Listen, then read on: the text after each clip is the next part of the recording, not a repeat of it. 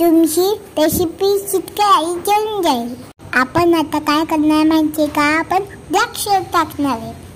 हे black salt मध्ये ना डायशीची चिष्टी बाहेर होते.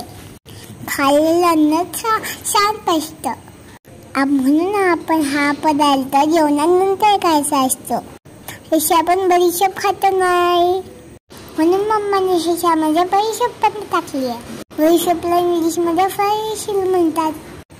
ही पेस्ट घट्ट घट्ट होईपर्यंत नुसती हलवत राहायची. गॅसची फ्लेम स्लो पाहिजे.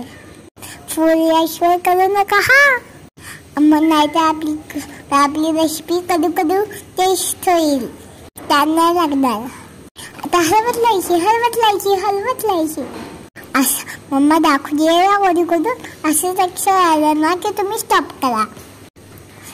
तुम्ही त्याला थोडा आधी तरी थांबलात तरी पण काय होईल, थंडी हव्यावर घट्ट नाही. मम्माई दाखवलं तसेच करा सेम.